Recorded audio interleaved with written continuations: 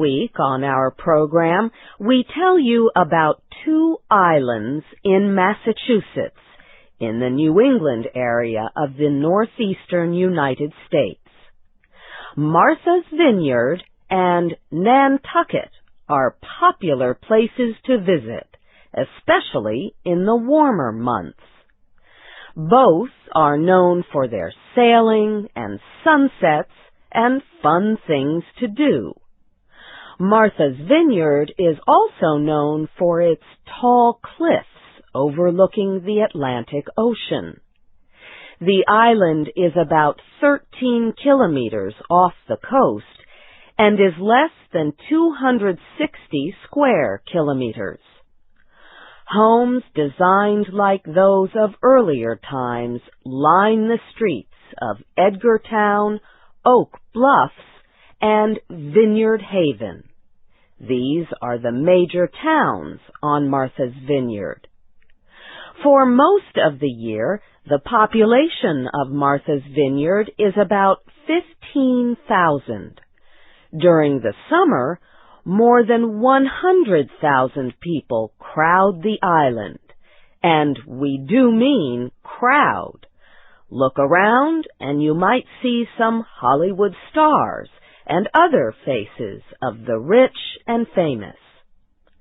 Some people arrive by boat, including a ship that carries passengers and cars. Others come by plane. Many visitors return year after year. The towns and the quieter country areas of Martha's Vineyard all offer places to stay. Small hotels and homes for visitors on the island may not cost much. Other hotels cost hundreds of dollars per night. Some people save money by preparing their own food. Others eat in the many restaurants on the island. Hungry visitors like the seafood at several famous eating places like the Black Dog Tavern in Vineyard Haven. And they can stop into small stores that sell sweets like ice cream and fudge candy. During warm weather, the vineyard is a good place for many different activities. People can play golf or catch fish. They can ride in sailboats or motorboats. They can water ski and swim.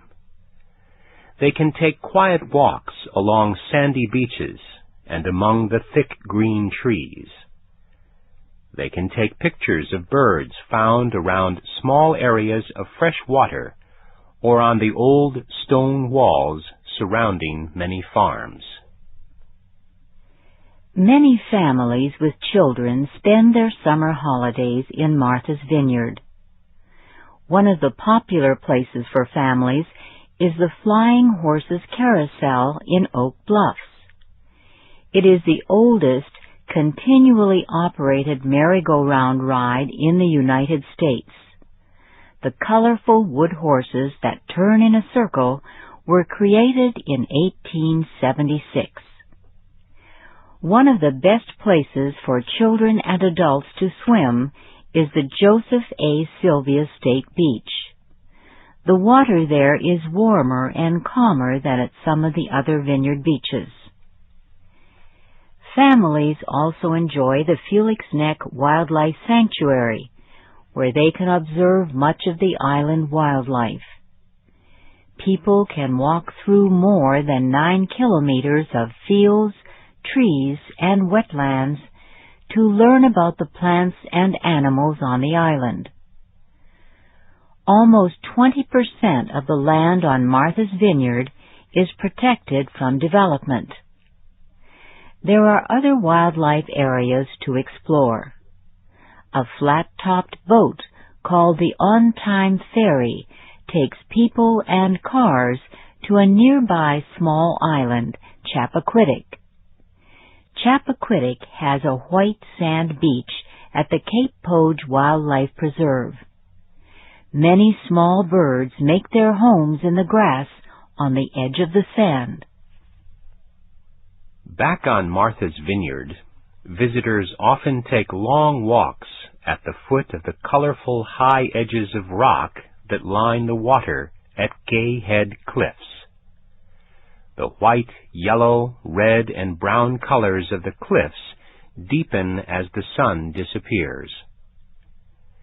People also sit on the beach and on rocks in the fishing village of Menemsha to watch the sunsets. As the sun goes down in the sky, it paints yellow, red, and other colors on the clouds. Some people offer a kind of ceremony as they watch the sun disappear into the seas. Fishing boats rise and fall with the waves. Bells sound to help guide the boats to land as darkness covers the water. Many people who live all year on the island make their money from the sea. Some of the fishermen and farmers on the island today are related to the Europeans who settled the land centuries ago. Historians say British mapmaker Bartholomew Gosnold first made a map of the island for the rulers of England in 1602. Gosnold is said to have named the island to honor his baby daughter, Martha. The vineyard part of the name came from the many wild grapevines Gosnold found on the island. Later, King Charles of England gave the island to businessman Thomas Mayhew of the Massachusetts Bay Colony. The son of Thomas Mayhew established the first European settlement on the island in 1642 at Edgartown. The Wampanoag Indians taught the settlers to kill whales. Men in Edgartown and Vineyard Haven earned their money by killing whales until the middle of the 19th century. Then, after the Civil War, visitors began to provide most of the islanders' money.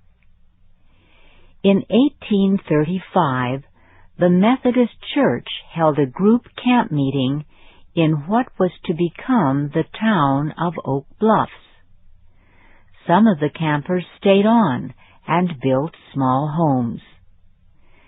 By the middle of the 19th century, ships from the American mainland began bringing visitors to the island. Big hotels were built in the town near the edge of the water. Martha's Vineyard was on its way to becoming the visitor center that it is today.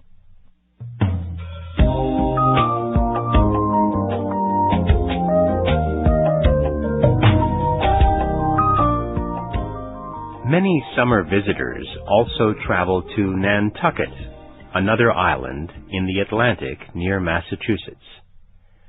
They like this island for its beaches, its open land, and its trees. Nantucket is smaller than Martha's Vineyard. It is about 50 kilometers from the Massachusetts coast. Its distance from the mainland causes some Nantucket citizens to say they are true islanders. The only town on Nantucket Island also is called Nantucket. Artists often paint its waterfront and the small stores along it. But many visitors say the most interesting part of the town is the area of homes. The island is known for its small gray houses with roses growing on them. Signs on some of the houses say they were built as long ago as the 17th century. The public may enter 14 historic homes now open as museums. Another museum, the Museum of Nantucket History, helps newly arrived mainlanders learn about the land and history of the island. Humans are not the only visitors to Nantucket.